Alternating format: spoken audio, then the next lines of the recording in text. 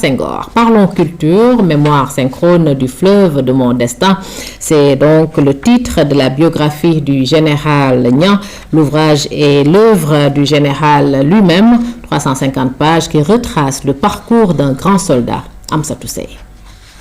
Présenter une œuvre se résume à deux choses, parler du livre et de l'auteur. Ce dernier est le général Mamadou Niang, haut officier de l'armée sénégalaise. Retour sur quelques années de sa jeunesse ou sur l'histoire de sa vie. Le 15 septembre 1962, le jeune Mamadou Niang est incorporé dans l'armée au titre de l'école spéciale militaire interarmes de Saint-Cyr et pour le compte de l'armée sénégalaise.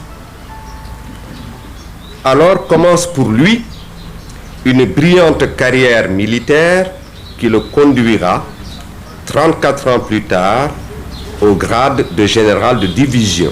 Le général a été sur tous les théâtres d'opération, au Liban, en Guinée-Bissau, en Gambie, mais il sera aussi propulsé dans le champ politique. D'abord patron de l'ONEL, il sera ambassadeur en Guinée-Bissau, puis ministre de l'Intérieur, avant de terminer sa carrière comme ambassadeur auprès de Sa Majesté Elisabeth II. La sortie de son ouvrage a été saluée par tous, mais les officiers sont invités à se lancer dans la production intellectuelle.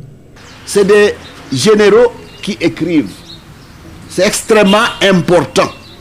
Et ça me rappelle les paroles du général Seck, qui aussi avait fait sa dédicace ici, qu'au début des premières années du Sénégal, le président Senghor avait dit ceci: je ne veux pas une armée au rabais.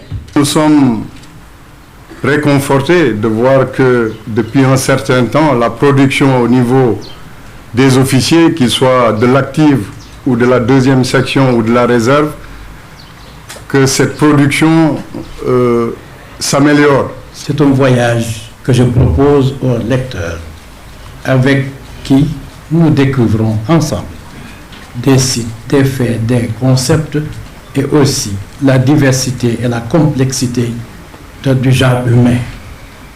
L'œuvre en elle-même est une compilation de faits de sa vie, fruit du destin ou simple coïncidence. L'auteur nous invite à un voyage dans le fleuve de son destin.